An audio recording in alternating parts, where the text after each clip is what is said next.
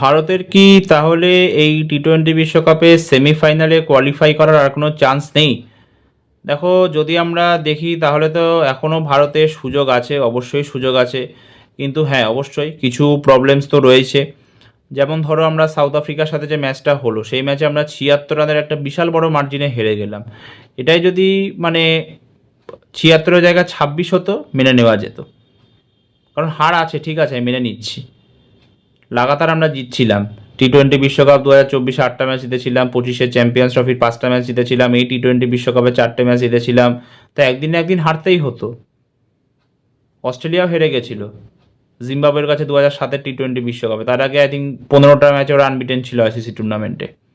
তো একদিন না একদিন হারতেই হতো, ঠিক আছে, কিন্তু 76 রানের বড় মার্জিন, এটা তো মেনে নেওয়া যায় না কোনোভাবে।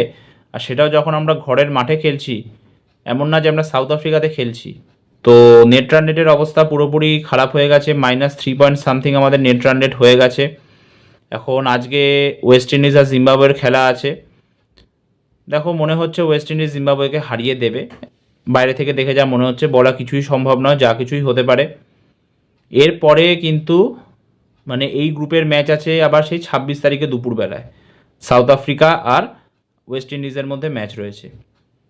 এবার সেই ম্যাচে এটাই আশা রাখতে হবে যে সাউথ আফ্রিকা যেন ওয়েস্ট ইন্ডিজকে হারিয়ে দেয়। সেই ম্যাচে যেন সাউথ আফ্রিকা ওয়েস্ট ইন্ডিজকে হারিয়ে দেয়। এবং তার সাথে এটাই দেখতে হবে যেন ইন্ডিয়া যে পরে দুটো ম্যাচ খেলবে জিম্বাবুয়ে আর ওয়েস্ট ইন্ডিজের সাথে, সেটা যেন জিতে যায়।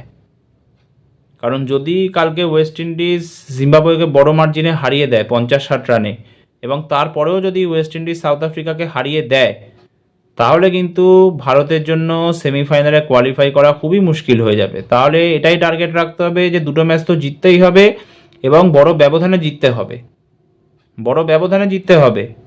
এবং এই মুহূর্তে কিন্তু কোনো টিমকে ছোট করে দেখলে চলবে না। ভারতের গ্রুপে প্রত্যেকটা টিম টপ কোয়ালিটি টিম, যারা এসছে সবাই গ্রুপ স্টেজে আনবিটেন ছিল। ভারতের পরের ম্যাচ খেলবে জিম্বাবুয়ের সাথে। জিম্বাবুয়ে শ্রীলঙ্কাকে শ্রীলঙ্কার মাটিতে হারিয়েছে, 179 রান চেস করে জিতেছে। অস্ট্রেলিয়াকে হারিয়েছে। আর ওয়েস্ট ইন্ডিজও দারুণ খেলছে।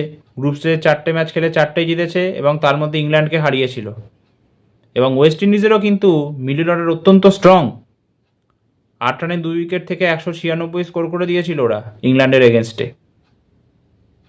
তো মোদ্দা কথা হচ্ছে যে এখনও ভারতের চান্স আছে। ভারতকে এর পরের দুটো ম্যাচেই জিততে হবে, জিম্বাবুয়ে আর ওয়েস্ট ইন্ডিজের সাথে।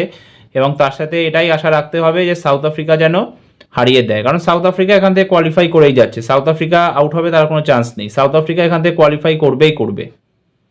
তো এটাই আশা রাখতে হবে যে সাউথ আফ্রিকা যেন দুটো ম্যাচ জিতে যায়, আর ভারতকে জিততেই হবে পরের দুটো ম্যাচ। তাহলেই ভারত এখান থেকে সেমিফাইনালে কোয়ালিফাই করবে। বাকি এইডেন মার্করাম সাউথ আফ্রিকার জন্য বিশাল লাকি চার্ম, বিশাল লাকি চার্ম। মানে ওর ক্যাপ্টেন্সিতে 2014 আন্ডার-19 ওয়ার্ল্ড কাপ জিতেছিল সাউথ আফ্রিকা। 24 সালে ফাইনালের আগে 8টা ম্যাচে আনবিটেন ছিল, তারপরে ফাইনালে ইন্ডিয়ার কাছে হেরে গেছিল সাউথ আফ্রিকা। এই টি-20 ওয়ার্ল্ড কাপে এখন অবধি 5টা ম্যাচ খেলে 5টাই জিতেছে। এবং সাউথ আফ্রিকা কিন্তু দুর্দান্ত ক্রিকেট খেলছে। মানে ওদের মাঝখানে এত বড় বড় লেজেন্ডসরা এসেছিল, কিন্তু কোনো ট্রফি জিততে পারতো না, ওরা বারবার চোখ করে যেত। কিন্তু সেই সাউথ আফ্রিকা কিন্তু আস্তে আস্তে কামব্যাক করছে আবার। 2025-এর WTC যখন জিতলো ওয়ার্ল্ড টেস্ট চ্যাম্পিয়নশিপ, কেউ ভাবতে পারেনি যে সাউথ আফ্রিকা অস্ট্রেলিয়াকে হারাবে। এত মারাত্মক টিম অস্ট্রেলিয়া, এত ডেঞ্জারাস টিম। সেই অস্ট্রেলিয়াকে ওরা হারালো, 280+ চেস করে হারালো। এবং এই টি-20 ওয়ার্ল্ড কাপেও তাই, এখন অবধি দুর্দান্ত খেলছে, আনবিটেন। এবং প্রত্যেকটা প্লেয়ার ওদের ম্যাচ উইনার, প্রত্যেকটা প্লেয়ার দারুণ ওদের। মিডল অর্ডার অত্যন্ত স্ট্রং, 20-তে 3 হলে সেখান থেকে ওরা ম্যাচ জেতার ক্ষমতা রাখে, এত মারাত্মক ওদের মিডল অর্ডার। তো যাই হোক, এখন দেখা যাক কি হয়। বাকি সেই 2016 সালের কথা আমার মনে পড়ে যাচ্ছে। 2016তেও এরকম হয়েছিল, সেই নিউজিল্যান্ডের কাছে বিশাল বড় মার্জিনে হেরে গেছিলাম। নেট রান রেটের পুরো অবস্থা কাহিল হয়ে পড়েছিল। তারপরে পরের 3টে ম্যাচ পরপর জিতে পৌঁছেছিলাম। তখন আমাদের কাছে একটা বিরাট কোহলি ছিল, এখন আমাদের কাছে কে আছে?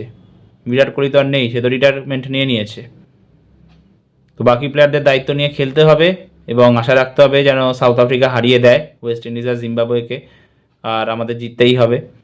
তো এই ভিডিওটা এতটাই, আবার দেখা হবে একটা নতুন ভিডিওতে। ততক্ষণ সুস্থ থেকো, সাবধানে থেকো, ধন্যবাদ।